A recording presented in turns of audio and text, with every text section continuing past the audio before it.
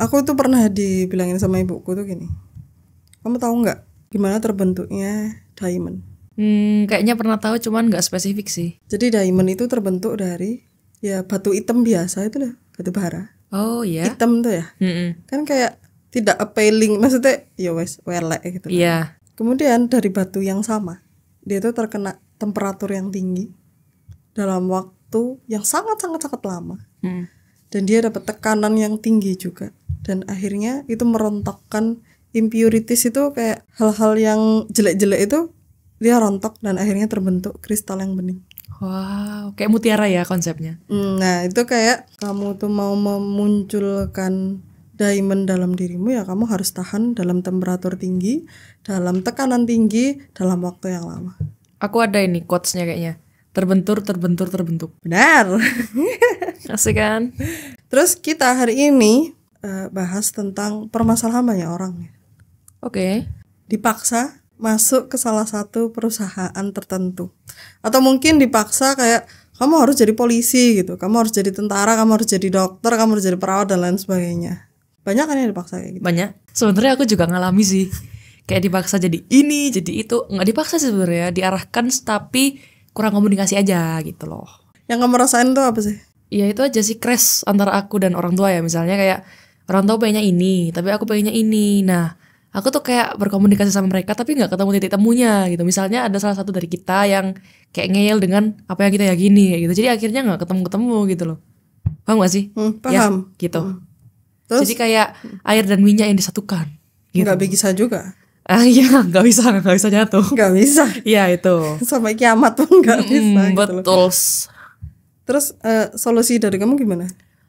Kalau solusi dari aku ya, karena emang anak itu harus berbakti sama orang tua. Jadi ya ada baiknya kita tuh sedikit, ya gak sedikit sih, menurunkan ego kita kalau dia dapat orang tua. Kemarin aku, ini bagus nih, dengerin salah satu podcast dari siapa ya? Ya pokoknya YouTuber lah ya, dengerin podcast itu kayak gini. Jadi setinggi-tingginya kita harus tetap rendah di hadapan orang tua. Jadi beliau ini, Ustadz Felix deng. Ya Ustadz Felix ini gini, dilarang mengepakkan sayap di depan orang tua kamu. Betul, kayaknya kamu juga nonton podcastnya gak sih? Ya kan memang ya itu episode terbaru kan. Iya. Kamu yang nyuruh aku nonton ini. Iya, ya maaf lupa lah. Ya itu, maksudnya aku dari situ tuh nyadar dan tertampol sekali. Waktu itu malam-malam aku nontonnya. Kayak iya ya Allah, selama ini aku tuh mencoba mengepak-ngepakkan sayapnya di hadapan orang tua, padahal itu hal yang nggak pantas gitu loh. Maksudnya ya mungkin tuh seninya untuk berbakti kepada orang tua. Kenapa kok sampai pahalanya berbakti itu sangat-sangat besar dan dosanya pun juga sangat-sangat besar. Ternyata emang sesusah itu dan sestruggle itu ya. Jadi dosanya anak durhaka itu kan, oh iya sih, iya kan, tahu kan? Jahanam. Ya aku ngertinya dulu waktu di SD yang lihat buku Siksa Neraka itu. Iya lagi, iya tahu. Aku takut itu dulu gitu. Terus pahalanya kan juga banyak gitu kan, kalau birrul walidain kalau dari bahasa Arab. Oh iya sih benar. Yes. Birrul walidain tuh bisa masuk surga kemana? Wallahu alam mbak. Tanya Ustadz ya. Tanya Ustadz ya Allah. Iya gitu. Kalau misalnya aku juga dulu pernah sih kayak dipaksa-paksa, kamu harus ikut ini gitu. Udah kamu coba ini gitu. Ini tuh enak soalnya nanti kalau pensiun nggak bingung lah begini dan begitu gitu. Tapi setelah aku kaji lagi, alah duit pensiunnya cuman berapa sih, dibuat hidup enak juga nggak bisa gitu. Terus ya ngapain aku ikut itu gitu kan. Akhirnya aku kayak aku nggak mau gitu kan ya. Tapi tetap dipaksa gitu. Akhirnya sampai aku tuh kayak pusing sendiri sama tekanan itu. Terus akhirnya ya udahlah, aku berangkat aja gitu. Berangkat hanya demi menyenangkan orang tua aku biar omelannya berhenti kayak gitu. Akhirnya aku berangkat beneran. Keluar kota lah, habis biaya banyak jutaan kayak gitu buat berangkat doang kayak gitu. Akhirnya apa, setelah pulang apa yang terjadi? Bukan rasa terima kasih yang aku dapatkan, aku tuh dihujat. Oh gitu. Terus akhirnya aku belajar kan, oh ternyata kalau aku melakukan untuk mendapatkan respon baik dari orang lain, itu hasilnya belum tentu baik. Oh iya. Jadi kayak ya percuma juga aku melakukan demi menyenangkan orang lain. Iya. Kayak itu. Cuman gini loh, banyak kan orang-orang yang kayak nggak tahan juga gitu kan sama kejadian gitu. Tapi waktu itu kan aku nggak lolos gitu loh. Oh iya. Terus kayak ya udah gitu kan. Tapi kemungkinan ada juga kan yang lolos. Iya. Kayak gitu kan. Nah ini dia, loh gimana ini? Kan aku tadi cuman maunya main-main doang kan. Iya, itu yang kok saya aku takutin. lolos. Betul. Gitu. Terus akhirnya gini, ya sebenarnya nggak apa-apa juga sih. Gitu.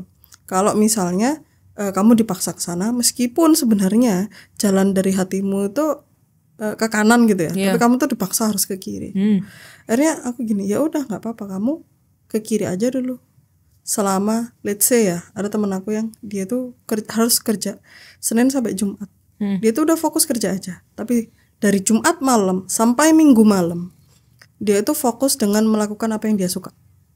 Jadi dia nggak mau sama sekali ngurusin kerjaan. Dari Jumat malam dia pulang dari kerja sampai Minggu malam, bener-bener malam, itu dia melakukan segala hal yang memang dia pingin lakukan. Aku kenal nggak? Kenal. Oke, kayaknya aku tahu. Ya, terus. Nah, jadinya gini, ya udah kalau memang disuruh kerja di situ dan kamu memang kayak oh ya udah kadung kecemplung gitu ya, kadung basah. Iya. Ya udah nggak apa-apa, lakukan dulu. Toh kamu juga dapat penghidupan kan dari sana. Betul. Gitu. Ambil sebagian dari sisa-sisa gajimu itu buat melakukan ya memang hal-hal yang dari awal kamu pingin kayak gitu loh. Oke.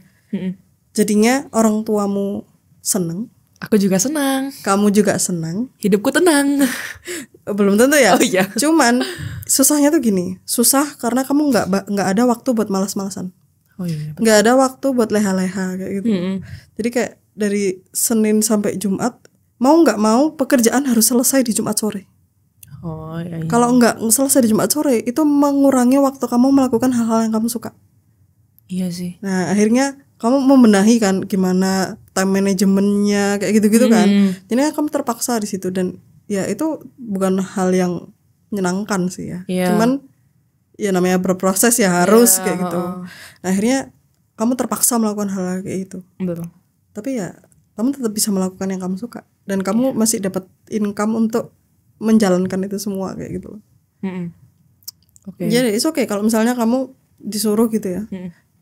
Ya udahlah nggak apa-apa. Ikhlas ya intinya.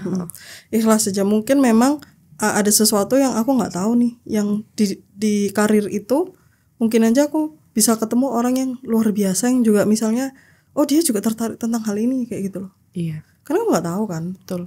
Ya namanya manusia ya memperbaiki sepanjang hidupnya, memperbaiki diri sepanjang hidupnya. Iya. Oke. Nggak masalah-salah sih. Biasa aja. Ya, nggak apa-apa, nggak usah merasa salah lah. Biasa aja. Namanya manusia. Iya, tempatnya salah kan? Yes. Oke. Oke. Bahas soal misi hidup. Kalau ngomong mudahnya itu cara kita untuk berbuat baik ke orang banyak.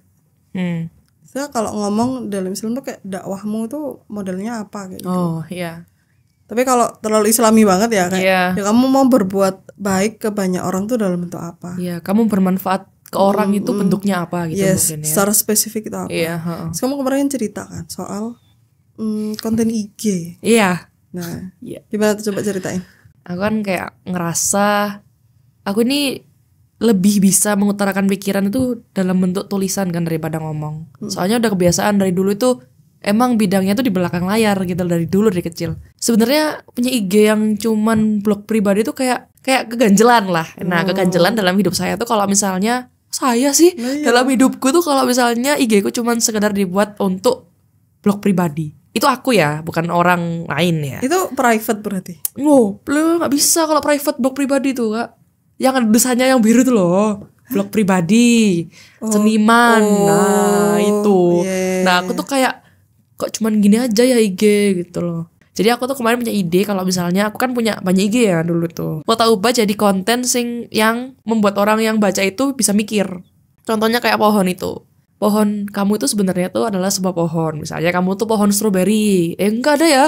Strawberry sejak kapan jadi Enggak ada. Misalnya kamu tuh Rambutan. Ya, pohon rambutan. Terus kamu tuh dibentuk oleh lingkungan, oleh dirimu sendiri itu pohon mangga ya. Nah, bukan dibentuk, dipaksa. Nah, ya itulah. Ya, maksudnya dibentuk dengan paksa lah ya bisa. Nah, dibentuk dengan paksa itu jadi pohon mangga. Nah, habis itu kan otomatis kamu nggak bisa berbuah mangga gitu. Kayak gitulah intinya kontennya tuh yang kayak oh iya ya, tapi itu dengan ada gambar gitu. Jadi dengan pakai animasi sedikit lah ya, nggak usah banyak-banyak. Jadi kebanyakan slide tulisan. apa? Slide. Oh, Slate bisa animasi. Duh, bukan gambar, bukan animasi. Kamu tuh bilang Oh animasi. ya, I'm sorry, tipe. Ya itu, gitu ya. Jadi ya itu sih rencana. Bismillah, semoga bulan depan. Enggak, minggu depan. Minggu depan. Yes, langsung eksekusi lah. Aku capek berteori terus di kepalaku. Ya, Oke, itu soal menjadi bermanfaat untuk orang gitu aja lah. Oke, bermanfaat untuk orang. Oke, kalau dari kamu itu kan via Iki. Dan kamu tahu tuh kamu suka nulis, kamu suka gambar gitu. Terus kamu memadukan itu dengan segala apa ya intinya ngomong hal-hal baru yang kamu temuin terus kamu pengen share gitu kan. Segala bidang keilmuan yang aku tahu maksudnya gitu. Dengan itu insight-insight yang kamu tahu gitu kan. Terus kamu pengen share itu. Ini kesalahan yang aku lakukan di 2-3 tahun belakang. Oke. Aku terlalu idealis. Oh iya. Ya aku pinginnya pokoknya yang begini. Gitu. Ya sebenarnya itu nggak apa-apa sih. Itu jadi kayak tujuanku nanti aku tuh pengen kayak begini. Gitu. Cuman kesalahanku adalah dari awal, dari titik start. Aku tuh udah pokoknya harus kayak begini. Kalau nggak begini aku nggak mau. Oh, I see. Nah itu kesalahanku dan juga ini kesalahan orang-orang yang idealis juga gitu loh. Ternyata apa yang terjadi nggak bertumbuh sama sekali. Aku idealis juga, Cong, BTW. Ya nggak apa-apa, maksudnya boleh idealis itu malah butuh gitu loh. Cuman penempatannya di mana gitu loh. Itu butuh untuk kita punya mimpi besar tuh butuh orang-orang idealis gitu loh. Cuman gimana eksekusinya? Eksekusinya di awal tuh nggak boleh idealis. Kamu harus lihat kamu tuh punya kemampuan apa, waktumu segimana, terus kira-kira market itu butuhnya kayak apa. Karena kamu belum siapa-siapa kan. Yes, betul. Nah, kamu harus jadi siapa-siapa dulu biar kamu bisa jadi idealis. Oh, ngerti aku. Jadi aku ngomongnya gini, step pertama itu harus ATP dulu. Kamu harus mencontoh. Amati, tiru dan kok ATM. ATP. Sorry ATM. ATP itu satuan energi. Aduh, gak ngerti aku, Kak. Sorry. ATM itu amati, tiru dan modifikasi gitu kan. Sampai kamu ngerti, oh ternyata ini loh yang dibutuhin. Konten yang kayak gini loh yang dibutuhin orang-orang. Terus baru kamu tambahin kayak oh ini styleku, tambahin lagi styleku. Jadi semakin lama itu semakin kayak ini aku banget. Bahasa gampangnya tuh jangan terlalu pusing, yang penting jalan aja dulu gitu gak sih? Yes, jalan aja dulu. Cuman jalannya itu juga bukan langsung yang kamu idealis banget. Iya, seenggaknya pakai Google Maps dulu lah ya. Jadi pakai Google. Orang-orang tuh lewat mana sih? Nah, oh ternyata mayoritas itu ada jalan besar nih, orang-orang pada lewat jalan sini, ya, aku coba deh gitu. Terus sepanjang jalan gitu kan kamu lihat, oh ternyata bisa belok sini nih lebih cepat kayak gitu kan misalnya, ya kamu bakal tahu kalau kamu udah jalan dulu. Gitu. Asik juga nih kalau pakai perumpamaan. Oke, itu soal berbuat baik ke banyak orang. Tuh, yang mana itu sebenarnya keinginan kita masing-masing. Iya. Ya, kalau nggak ada keinginan itu berarti ada yang salah sebenarnya dengan diri kamu. Betul. Ya, it's okay. Selanjutnya adalah kamu pingin jadi seorang entah penulis atau misalnya ya pokoknya orang yang mengedukasi orang lain biar bisa berpikir lebih kritis. Yes. Nah berpikir itu kritis tentang kehidupan kayaknya. Oke, kehidupan tuh banyak hal. Nah itu, iya. Biasanya belum tahu. Belum. Makanya itu mulai aja dulu nggak sih? Iya emang harus mulai dulu. Harus mulai dulu karena gimana kamu tahu ada 3 soto enak di depan kamu, gimana kamu tahu mana yang paling enak kalau nggak dicoba semua? Wah, betul itu. Iya, jadi pilih soto. Iya kan? Enak ayo keambengan. Bahasan terakhir tentang mencari hikmah di proses hidup kamu saat ini kan kamu lagi S2. Iya.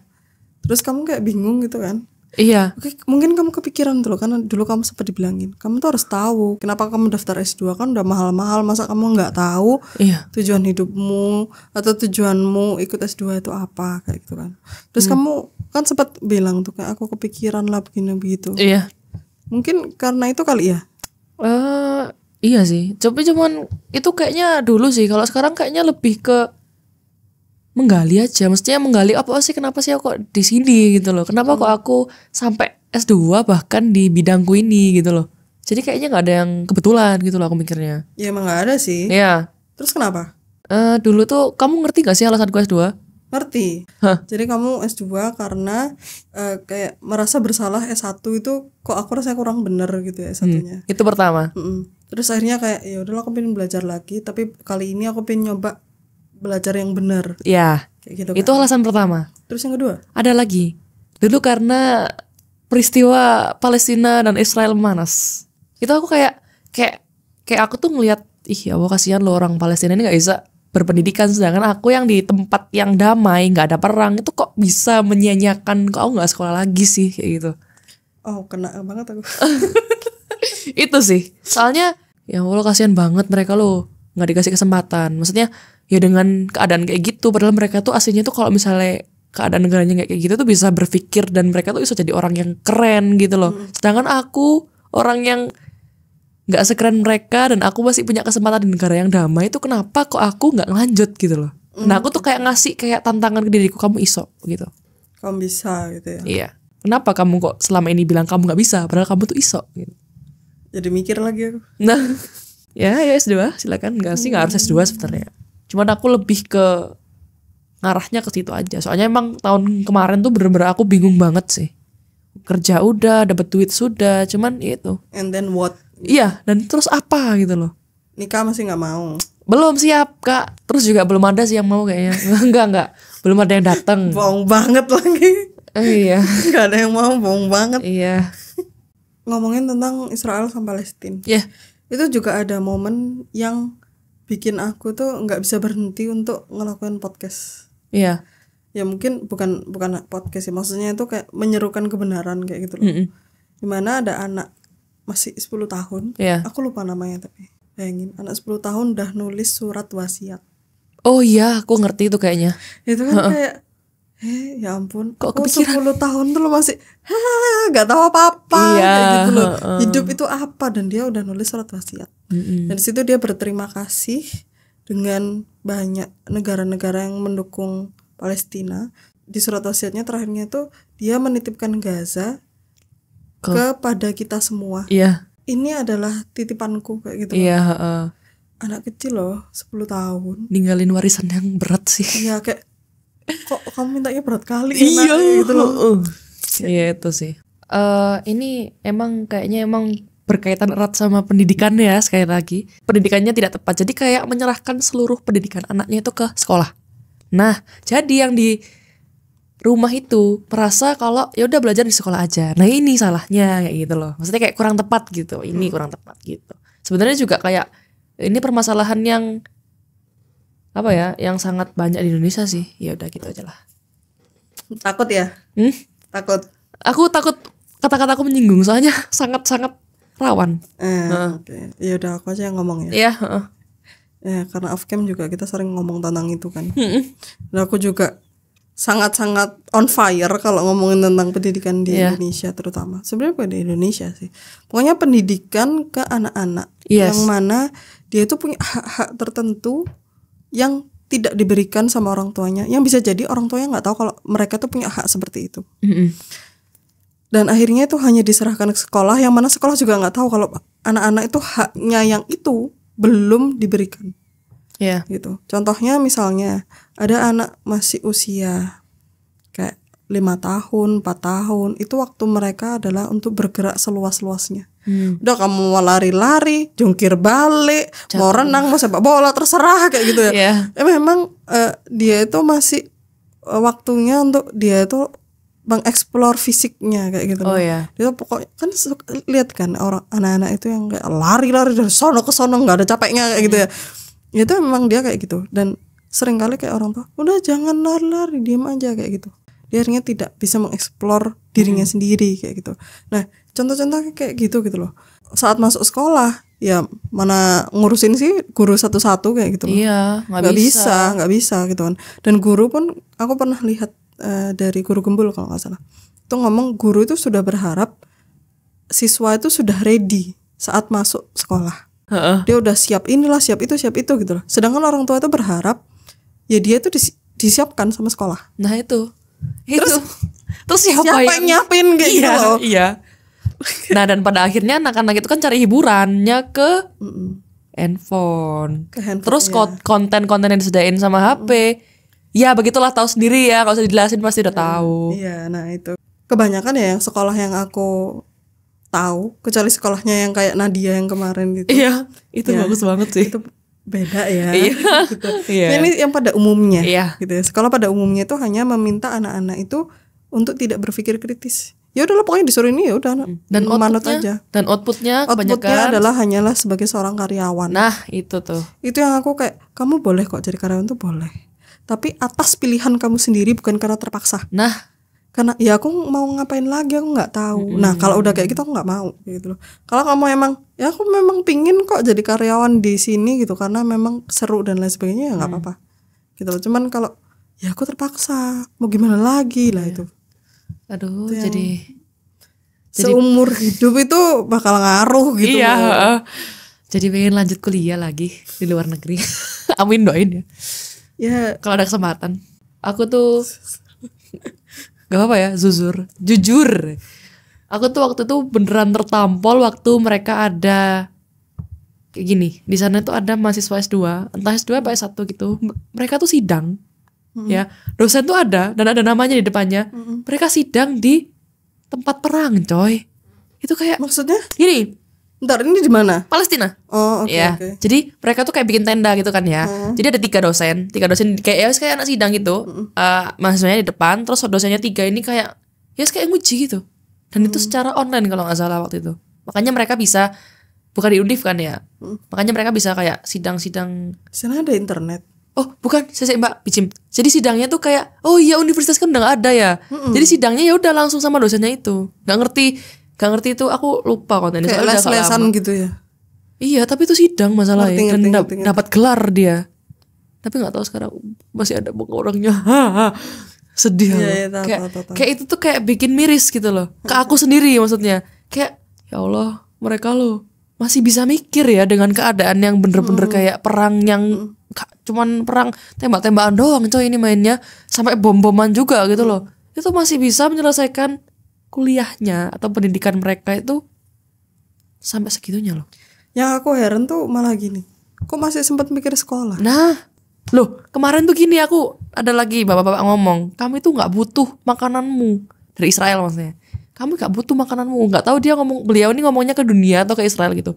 Kamu itu cuma butuh pendidikan. Lah, kayak gitu loh malah. Maksudnya orang yang dalam keadaan berperang, dijajah, itu kan pasti butuh makanan ya yang paling penting. Tapi mereka tuh enggak. Butuhnya apa? Pendidikan mereka bilangnya. Ih, keren banget ya Kok Allah. bisa ya? Iya makanya itu. Kayak ya Allah, Tahu loh. keren banget gitu loh. Maksudnya mikirnya tuh sampai mereka tuh kalau mungkin makanannya mereka tuh ilmu gitu loh. Bukan makanan sing roti, enggak, itu bukan makanan utama mereka. Gitu loh. Ya, aku jadi inget yang dulu itu katanya Rasulullah pernah bilang kalau di akhir zaman umatku tuh makannya hanya dengan subhanallah. Oh, zikir. Ya, itu waktu dukhon. Nah itu. Iya. So, aku pernah lihat kan ada konten yang ngomong dia itu habis ditawan sama Israel, terus dia itu emang dibiarin kelaparan gitu kan. Iya. Terus dia dalam kondisi lapar, dia tuh inget perkataan Rasulullah itu, akhirnya dia zikir. Terus dia bilang, aku tiba-tiba kenyang, aku tiba-tiba nggak haus. Soalnya kan ini kalau di nalar ya, yang memberikan kita rasa kenyang, lapar itu kan ada yang ngasih. Iya, nah itu aku awalnya kayak bohong banget Iya. gitu lah, dulu gitu loh. Mana bisa sih hanya dengan bermodal ngomong, terus tiba-tiba udah nggak lapar, nggak haus, kayak gitu kan. Terus yang sekarang gitu ya, aku kayak, oh iya ya, bener katamu tadi, yang lapar itu kan ada hormon. Iya. Hormon itu kan yang ngatur siapa? Nah, Gitu kan. Oh ya, ya benar juga sih ya. iya. Setiap sel di tubuh kita kan yang ngatur, ada yang ngatur gitu loh, ya kan. So, ternyata dulu aku terlalu Paten. bukan maksudnya kayak langsung menutup diri, enggak mungkin, bohong banget kayak gitu. Soalnya sekarang kayak oh ya, oke aku paham kayak gitu. Entah apa bener apa enggak, walau alam. Iya, soalnya emang manusia ini kadang tuh emang ada logika yang nggak bisa dilogika. Jadi misalnya dia udah masuk ke ranahnya yang udah nggak bisa dia pikirin, kalau dia semakin masuk, wah gila ateis dia. sudah. Iya, bukan ateis, gila dia. Gila udah. Makanya kita nggak perlu lah yang mikir-mikir yang sampai ranahnya yang bukan kita bisa mikir gitu loh. Cukup udahlah kita cukup kayak gitu aja. Ya buat yang lain juga sih, ini juga kesalahan yang aku lakukan kayak aku berpikir tanpa tahu kalau di dunia itu ada ranahnya manusia sama ada ranahnya Tuhan. Itu sama kayak yang biasanya kita di unseen tuh. Kamu udah lama nggak unseen. Ustadz kan mesti bilang Islam itu sebenarnya agama yang berserah. Orang Muslim berarti orang yang menyerahkan segalanya kepada Tuhan. Iya. Tuh. Ya kalau kamu nggak menyerahkan segalanya berarti kamu bukan Muslim sebenarnya. Secara harfiah apa artinya gitu ya. Kayak, secara definisi lah. Secara definisi tuh kayak kurang gitu loh. Kan ada kan kita tuh kayak ngeyel gitu loh. Aku pokoknya pengen ini. Gitu. Iya. Pokoknya. Sudah ada kata pokoknya. Itu berarti kamu kayak nantangin Tuhan gitu loh rasanya. Iya.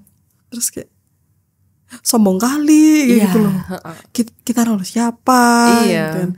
Sama kayak orang-orang yang di perang itu. Dia kan imannya sangat-sangat diuji kan. Iya. Aku tuh kayak penasaran jadinya. Iya. Mereka itu anak-anaknya itu diajarin apa sih sampai mereka itu dengan istilahnya aku tahu kok aku habis ini mati kayak gitu loh. Dengan gampangnya gitu ya ngomong aku tahu gitu. Dan it's okay, nggak apa-apa kok kayak gitu loh. Iya. Sedangkan kita, waduh aku habis ini mati. Aku takut gitu kan. Iya, aku tuh takut. Aduh gimana ya nanti. Dan mereka tuh menyambut dengan sukarela, dengan sukacita kayak gitu loh. Dengan nggak apa-apa, nggak masalah. Bahkan orang tua yang kehilangan anaknya tuh masih bisa ngomong alhamdulillah. Iya, itu keren sih kalau menurut itu. Aku kehilangan kucing aja nangisnya masya Allah kayak gitu loh. Ini kehilangan anak, aku nggak bisa bayangin. Iya. Dan masih bisa ngomong alhamdulillah. Iya. Nah itu aku kayak penasaran ini. Gimana bangun iman seperti ini itu loh. Maksudnya mengembalikan iman tuh biar gak cuma orang Palestina aja gitu loh yang punya. Kalau bisa tuh di seluruh dunia lah kayak bakal keren gak sih? Iya, kalau aku punya pandangan ya, kalau tentang kayak iman gitu, sebenarnya ya itu aja, kita simpelnya ya, aku kayak membahasakan dengan bahasa yang mudah itu ya, kita sadar aja kalau misalnya di dunia ini tuh kita cuma numpang gitu. Jadi kita tuh kayak bersandar ke yang punya dunia.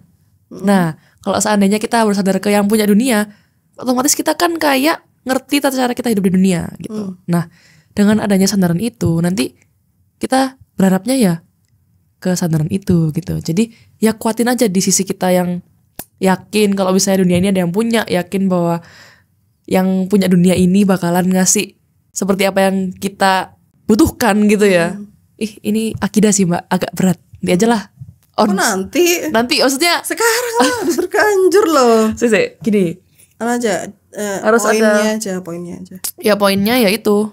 Kita tuh harus nyadar kalau kita di dunia ini enggak buat hidup selamanya. Dan dunia ini ada yang punya kayak gitu. Jadi istilahnya kalau kita main ke kebunnya orang, kita kan harus permisi. Gak boleh ngambil buah sembarangan, gak boleh ngambil sayur sembarangan. Jadi kita tuh harus tahu, oh siapa yang punya. Oh ini gimana cara ngambilnya. Buahnya ini biar nggak rusak, biar nggak kenapa kayak gitu. Ya sama kayak kita hidup di dunia ini gitu.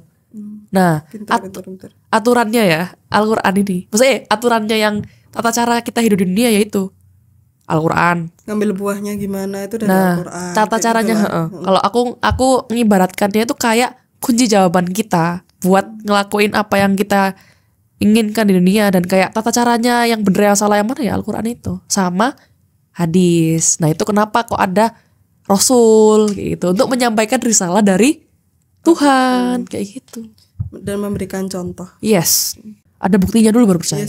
Ya kan kayak gitu.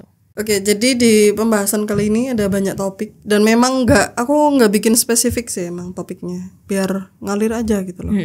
Oke, podcast kali ini sampai di sini dulu. Thank you banget udah nonton sampai akhir. See you on the next episode. Wassalamualaikum warahmatullahi wabarakatuh. Waalaikumsalam.